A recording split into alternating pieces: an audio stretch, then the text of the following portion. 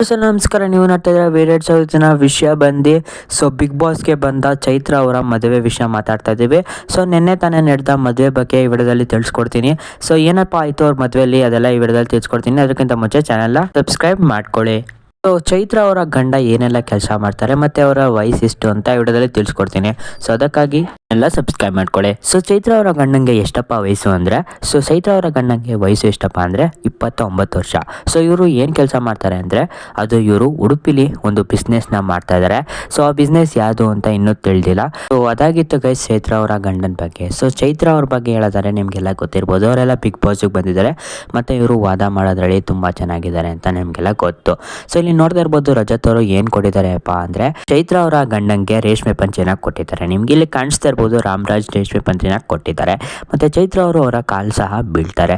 ಇಲ್ಲಿ ನೋಡ್ತಾ ಇರ್ಬೋದು ನೀವು ತಾಲಿ ಕಟ್ಬೇಕಾದ್ರೆ ಚೈತ್ರ ಅವರು ತುಂಬ ಅಳ್ತಾ ಇದ್ದಾರೆ. ಎಲ್ಲರೂ ಅಳ್ದೇ ಇರ್ತಾರೆ. ಇವರು ಸಹ ಹತ್ತಿದ್ದಾರೆ. ನೀವೆಲ್ಲ ಕೇಳ್ಬೋದು ಇವರು ಅರೇಂಜ್ ಮ್ಯಾರೇಜ್ ಇಲ್ಲ ಲವ್ ಮ್ಯಾರೇಜ್ ಅಂತ. ಇವರು 12 ವರ್ಷದಿಂದ ಪ್ರೀತಿ ಮಾಡ್ತಾ ಇದ್ದಾರಂತೆ. ಅದಕ್ಕಾಗಿ 12 ವರ್ಷ ಪ್ರೀತಿನ ಉಳಿಸ್ಕೊಳ್ಳೋಕ್ಕೋಸ್ಕರ ಇವರಿಬ್ರು ಮದುವೆ ಆಗಿದ್ದಾರೆ. ನಿಮಗೆ ಕಾಣಿಸ್ತಾ ಇರ್ಬೋದು ನೀವು ಮದುವೆ ಆಗ್ತಾ ಇರೋದು. ಅದಾಗಿತ್ತು ಗೈಸ್ ಇವರ ವಿಷಯ.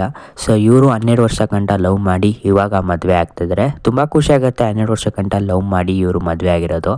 ಅದಾದ ನಂತರ ಅಷ್ಟೇ ಗೈಸ್ ಇವರು ಲವ್ ಸ್ಟೋರಿಯಿಂದನೇ ಮದುವೆ ಆಗಿರೋದು. ಇದು ಲವ್ ಮ್ಯಾರೇಜ್ ಅಂತಲೇ ಅನ್ಬೋದು ನಾವು. ವಿಡಿಯೋ ಇಷ್ಟ ಆಗಿರೋ ದಯವಿಟ್ಟು ಚಾನೆಲ್ನ ಸಬ್ಸ್ಕ್ರೈಬ್ ಮಾಡ್ಕೊಳ್ಳಿ. ಇದೇ ಥರ ಅಪ್ಡೇಟ್ ಕೊಡ್ತಾ ಇರ್ತೀನಿ. ನೀವೆಲ್ಲ ವಿಡಿಯೋ ನೋಡ್ತೀರಾ ಯಾರು ಸಬ್ಸ್ಕ್ರೈಬ್ ಮಾಡ್ಕೊಳ್ಳೋ ದಯವಿಟ್ಟು ಸಬ್ಸ್ಕ್ರೈಬ್ ಮಾಡ್ಕೊಳ್ಳಿ.